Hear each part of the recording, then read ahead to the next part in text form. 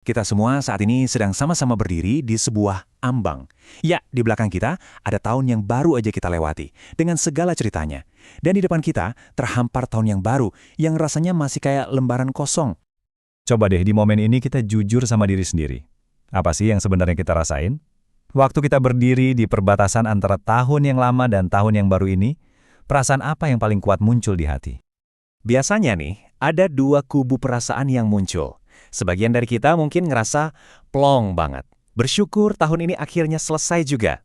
Tapi bisa jadi sebagian lainnya justru merasa cemas. Karena masa depan di tahun yang baru ini kelihatannya kok nggak jelas ya? Abu-abu banget. Nah, buat bantu kita ngelewatin momen transisi ini, ada sebuah panduan yang menarik banget yang terinspirasi dari teks kuno, yaitu Mazmur 126. Yuk kita coba bedah bareng-bareng apa yang bisa kita pelajari dari sana. Penting untuk kita tahu, Mazmur 126 ini bukan sekedar teks kuno yang berdebu, tapi ini lebih kayak sebuah mazmur pemulihan. Bayangin aja, ini tuh kayak lagunya orang-orang yang udah berhasil ngelewatin badai yang dahsyat dan akhirnya bisa ngelihat pelangi lagi.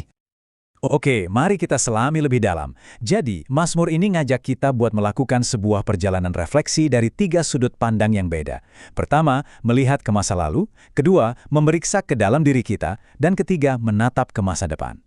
Langkah pertama yang diajarkan itu sebenarnya yang paling simpel, tapi justru sering banget kita lupain, yaitu berhenti sejenak dan benar-benar lihat lagi tahun yang akan kita tinggalkan ini.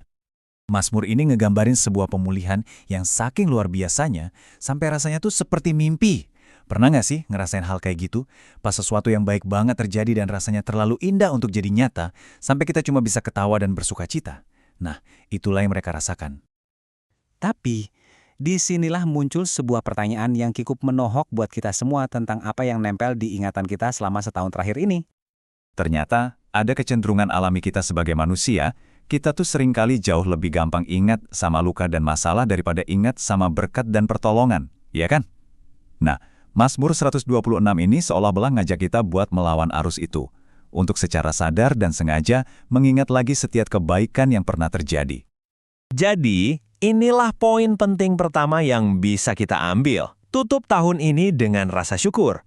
Bukan karena hidup kita sempurna loh ya. Jauh dari itu, tapi karena sebuah kesadaran bahwa bahkan di tengah semua yang gak sempurna, hal-hal baik itu tetap ada dan terjadi. Oke, setelah kita nengok ke belakang, sekarang kita diajak buat ngelakuin sesuatu yang mungkin rasanya lebih berat, yaitu ngelihat ke dalam diri kita sendiri dengan jujur. Di dalam Mazmur ini, ada sebuah metafora yang kuat banget, tanah Negeb. Ini adalah gambaran dasar sungai yang kering kerontang. Dan ini jadi simbol buat area-area di dalam hidup kita yang mungkin saat ini terasa sama kering dan tandusnya.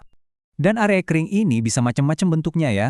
Bisa jadi itu hubungan keluarga yang masih renggang, kebiasaan buruk yang susah banget dilepasin, masalah finansial, atau mungkin ya sekedar rasa sedih yang kayaknya nggak hilang-hilang. Jadi pelajaran pentingnya di sini adalah keberanian kita untuk ngakuin, iya bagian hidupku yang ini emang lagi kering. Terus kita bawa semua itu dalam doa, berharap supaya air kehidupan bisa ngalir lagi dan menghidupkan kembali apa yang rasanya udah mati. Oke, kita udah lihat ke belakang, udah lihat ke dalam. Sekarang, yang terakhir, kita akan melihat ke depan. Dan kata kuncinya adalah proses. Ada sebuah janji yang indah banget dalam Mazmur ini. Mereka yang menabur dengan air mata, artinya yang berjuang dan bekerja keras, pada akhirnya akan menuai dengan sorak-sorai. Ini jadi pengingat buat kita bahwa hal-hal yang baik itu seringkali lahir dari proses yang gak gampang. Dan analogi yang dipakai untuk ngejelasin ini sederhana banget, tapi ngena, masak ayam panggang. Kalau kita nggak sabaran, pakai suhu tinggi biar cepat matang, hasilnya apa? Gosong. Tapi kalau kita sabar, pakai suhu yang pas, hasilnya bakal sempurna. Nah, inilah ide kunci yang ketiga. Kita harus merangkul prosesnya. Mari kita jalani tahun yang baru ini dengan sikap seorang penabur, yaitu terus melakukan hal yang benar secara konsisten, bahkan saat kita belum melihat hasilnya sama sekali. Jadi setelah semua refleksi ini, terus apa dong langkah praktisnya buat kita? Semuanya dirangkum jadi 3 keputusan sederhana yang bisa kita ambil sekarang juga. Semuanya mengerucut ke 3 langkah ini. Pertama, yuk tutup tahun 2025 dengan kesadaran penuh akan rasa syukur. Kedua, kita masuki tahun yang baru dengan doa yang tulus untuk pemulihan. Dan yang paling penting, jalani hari-hari di tahun 2026 dengan semangat seorang penabur yang tekun dan gak gampang nyerah. Pada akhirnya, semua refleksi kita ini berlabuh pada satu keyakinan yang menguatkan. Tuhan yang sama yang telah memulihkan kita di masa lalu, Dia juga hadir hari ini. Dan Dia jugalah yang akan setia menopang kita di hari esok. Dan ini bisa jadi pegangan yang kokoh banget buat kita melangkah ke tahun yang baru.